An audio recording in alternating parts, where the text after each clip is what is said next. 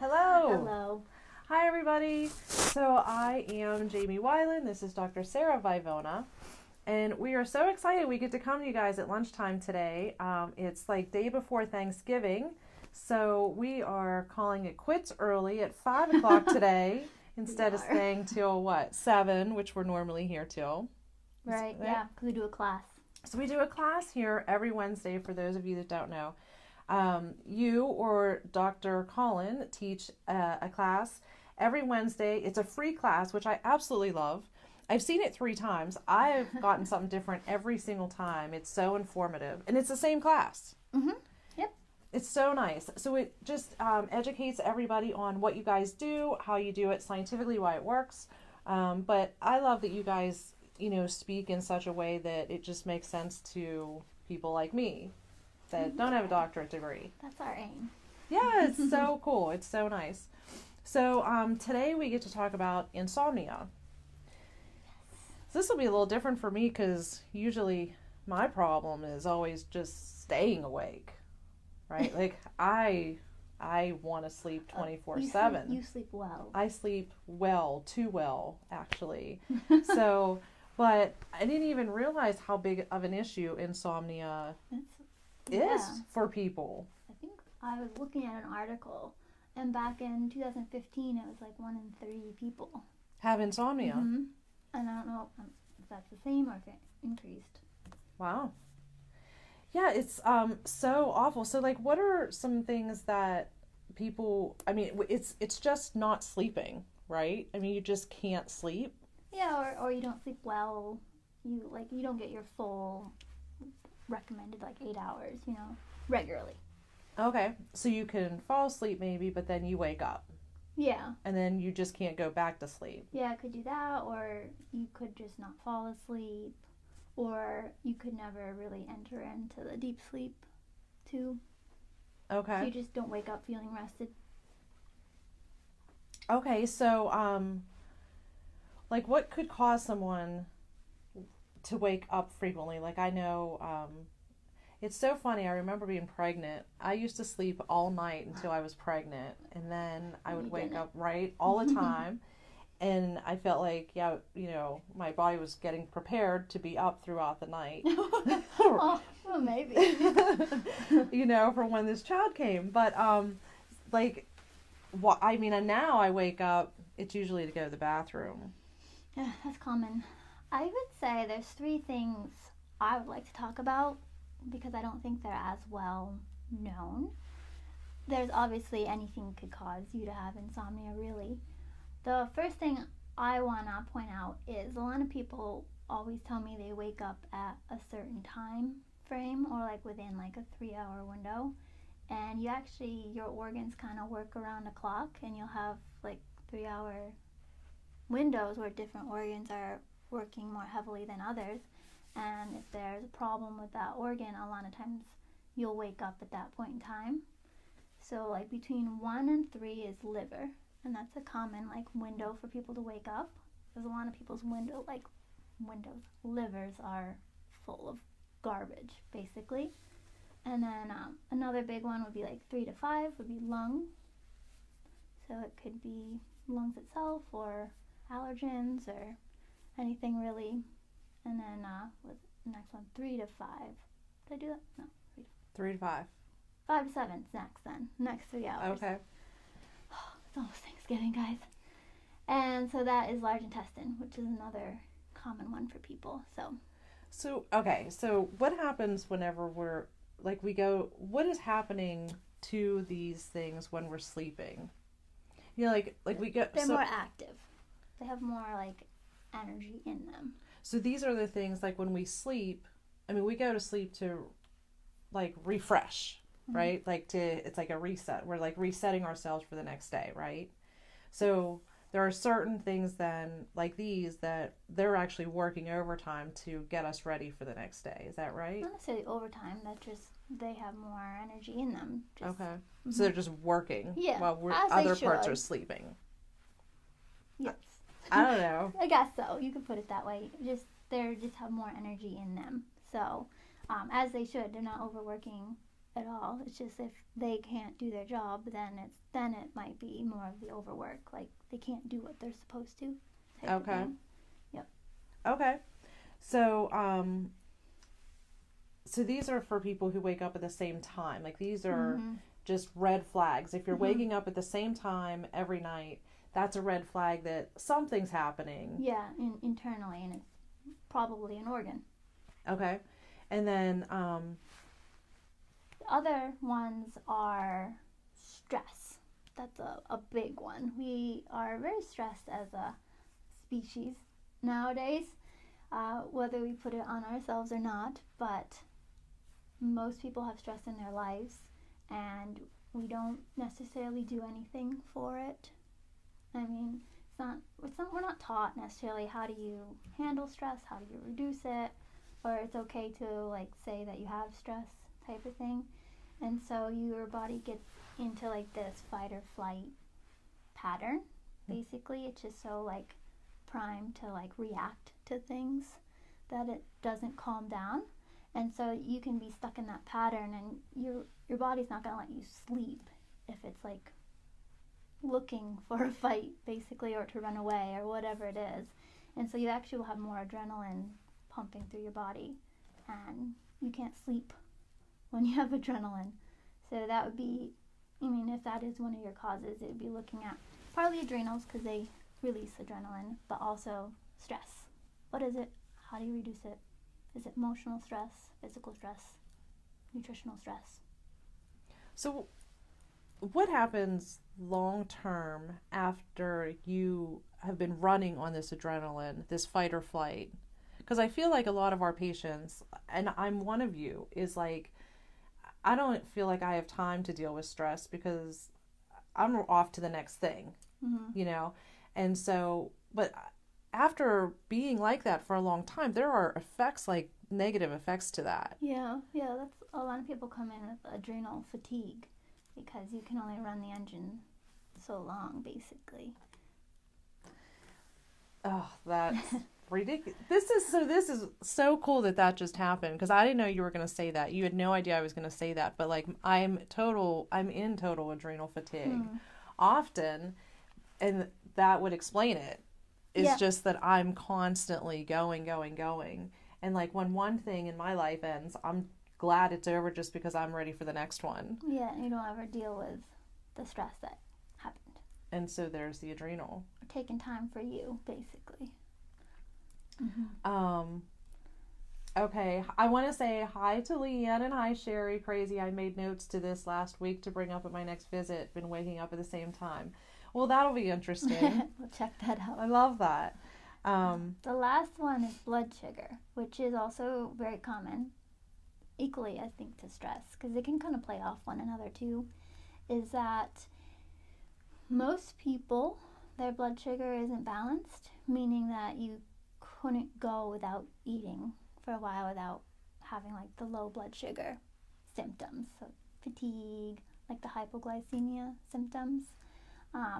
And so when you sleep, you're not eating for however many hours, and your body should be able to pull out stored sugar and convert it into usable energy. That's what should happen. That's partly what your liver does when you sleep.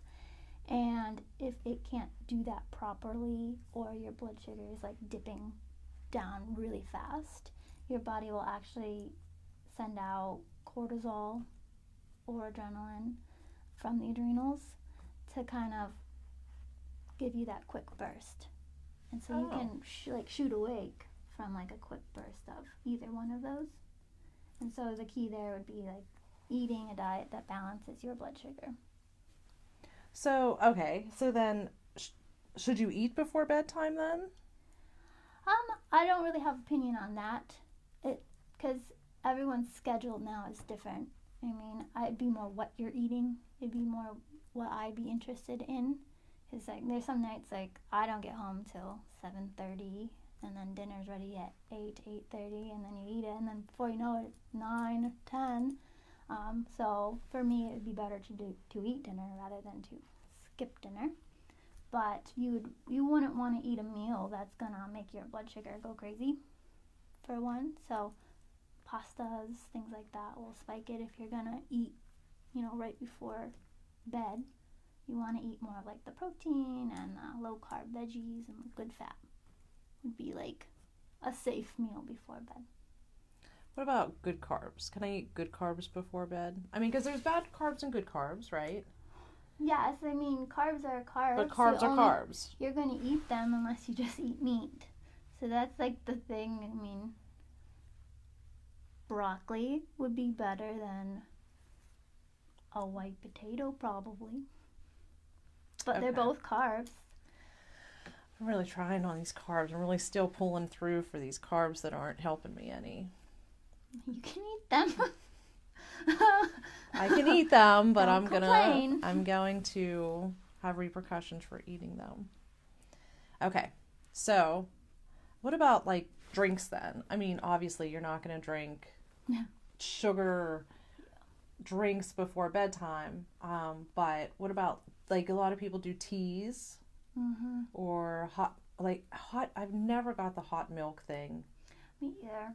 I think that's just a generational thing that. I suppose the sugar in the milk will, after blood sugar spikes, it drops, and when it drops, you get tired. Maybe that's the thought behind it. So, like, what about tea then? So, like, there's like chamomile tea, right? Yeah, I mean, obviously, you're not going to want to put sugar. Yes, chamomile, lavender, like the sleepy time teas can be good. Licorice. But you're just eating them with water. Yes. So it's literally tea and water. Yeah. Not tea, water, and honey, or tea, water, and sugar. Right. Or monk fruit. I suppose you could do monk fruit or stevia if you want it sweet. Oh, okay. I've never really tried chamomile with sugar, so I don't. That's just one I like without sugar. But licorice tea is good for cortisol if you have a lot of cortisol. Okay. You could try that. But also you got to keep in mind, like, you probably don't want to drink a whole cup of tea right before bed because then you'll pee. Okay? I didn't even think about that wake problem. Up for that. Okay. And then what about like night lights? Any light isn't good. You actually have photoreceptors all over your body, and they can tell if your room is pitch black or if there's a little bit of light, and it will mess up your like sleep cycle. Your body's thinking it's daytime, and the normal body would want to be awake during the daytime. So you really don't want any lights.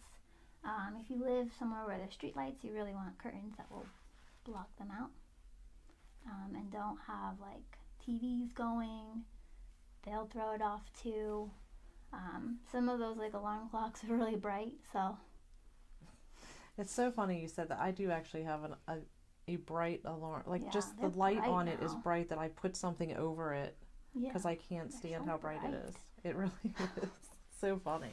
But it's crazy too because, I mean, these are things that we buy our kids, you know, so we're already training them as little people to want that light, you know. That's safe. Yes, and my kids are anxious enough without being exhausted. So, Yes. I heard blue light in particular is bad. That's what's on cell phones and TVs. That's so hard too because we're so trained, you know, just to look at cell phones so often nowadays, or, you know, you bring your phone to bed with you to plug it in next to you, or even set the, like, I use my phone as an alarm clock. Yeah. So a lot of the newer ones have, I don't know how good it is, I haven't really explored it, but like a light change for night, like. Oh, okay. I know that iPhone does, and it makes it more like yellowy, reddy To block color. the blue light. Yeah, I don't know. Don't take my word on that. I haven't done the research. Okay, so some of the things then that like people take for bedtime help, support, if you will, is a lot of people will go and buy melatonin. Actually, I have a bottle of melatonin at my house. Never been opened. Good. Was it? Oh, good. Really? It's not. I mean, for some people, sure, it might help, but it's Band-Aid, not fixing the problem. And melatonin, it just helps your body with its sleep-wake cycle. It doesn't make you sleep or anything like that. And it's actually a hormone. So if you take a hormone, melatonin, thyroid, progesterone cream, whatever it is, your body is gonna stop making its own, basically. So then you get into the trouble of, well, you know, you might always be dependent on the melatonin to even make melatonin in your body, and all hormones play off one another, so you can have problems with other hormones in your body. So one of the cool things that like you guys do here is, I mean, you test all these things. So it's like a lot of people are like, well, what supplement should I take for this, or what supplement should I use to help with certain symptoms and things like that. And I think that's one of the biggest difference I find here with any place else I've ever been, is that you guys don't, I mean, we see symptoms as a bad thing, and like I want to go to a doctor because I want them to get rid of my symptom. But you and Dr. Collins see symptoms as signs. Like it's a good thing if you have a symptom to show you what's really happening. Well, they're more alarms. They really don't show us anything. They don't tell you where the problem is, what the problem is, how to fix the problem. It's just more telling you that, hey, something's broken, basically, and you can ignore it if you want, or you can figure out what's going on and fix it. So, okay. I mean, we want symptoms to get better, obviously, but they obviously don't tell us how to fix it. Like, so you have insomnia. Your problem could be blood sugar, adrenal, stress, pineal, anything, you know? And if you go get a supplement that's the wrong supplement for what you're dealing with, it sounds like it's just going to cause more issues later. Right, yeah. I mean, if it's melatonin, otherwise it could, or it could not be doing anything and you're just spending money on nothing. But like if someone were suffering with insomnia, they could come in here and you wouldn't even have to do a blood test to be able to tell like what would best support them sleeping. Yeah, we usually get an idea with what organs show up in our exam, where say you're saying insomnia and pancreas shows up. And then I'd be like, oh, it's more blood sugar related, or if it's more adrenals or liver, you can kind of match the puzzle pieces with what's showing up, and you can then usually tell them, okay, we got to balance your blood sugar, we got to work on your stress, or all three. I think I think you're so brilliant at figuring that stuff out to match this to that, so that like we have so many people when they leave here. Even just today, we had a lot of people come in that were just down, so I down, like in the waiting room as they were waiting with me, it was like, didn't want to talk to them a lot because they just weren't in the greatest moods. Like you could tell that they were suffering with some things, like they were just not right. And then when they leave you and Dr. Collins' offices, they all come out happy and excited. I mean, it's just awesome that it's that quick. And that you guys are really good about finding what's happening to support whatever we're going through. Yeah, trying to give them control back of their body, basically. So aside from coming in here, of course, what are some suggestions that you would have for, say, getting our heads to stop? Like I know as a mom, like, right, our heads, as women, I think we're just always, our brains are constantly going, right? Yeah. One, it would be to make yourself important and sit down and figure out what you really like, and like what could you do that you would be totally at ease doing, and then schedule time in your schedule for that. Could be reading, could be walking, maybe it's just watching a movie, whatever it is. Something like you purposely are doing for you will make you less like, I gotta do this for everyone else, basically. And then we do heart math meditation. You actually can learn more about that in our class. But that's a way to, it's almost like a meditation. It's a little more than a meditation, but it part mental, but it also has a physical effect on heart rate, on blood pressure and respiration, adrenal function, and all of that. So it literally will calm things down for you. So that's something that if your mind is racing, it's a good thing to do like right when you go to bed. Like when you're turning off the light and you're not doing anything else, do that because it will actually calm everything down. And then you could figure out, like I like yin yoga. That's something I like to do because it's not really a workout. It's more stretching with holding things for a while and then focusing on just breathing slowly. And if I keep it up, after like 20 minutes, I'm a lot calmer. And then what do you think about like the best time to go to bed? Like how much sleep should we get, or what time is a great time to turn off the lights and go to bedtime? That's all subjective. It depends on your life. If you have kids, I mean, if you have a baby, you're not going to be like, I have to sleep. Cry it out. I think it's more important to just establish the routine where, like, whenever you get home, pick a time that you're going to go to bed, regardless of whether you think it's too late or too early, but stick to that bedtime, and then pick a time when you are going to wake up. And if you keep doing that, your body will get into that cycle, and it'll be used to sleeping that way, and it'll be easy for you to actually fall asleep. So, do you have anything else you want to say about insomnia? That it definitely can get better.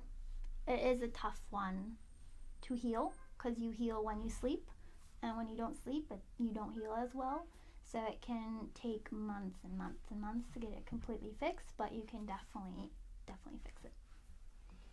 So if you guys have any questions for Dr. Sarah on this, just give us a message. We would love to get back to you. If you guys want to hear from a different topic from us, let us know. You can always give us a call, 724-205-6260. And happy Thanksgiving. Bye. Bye, guys.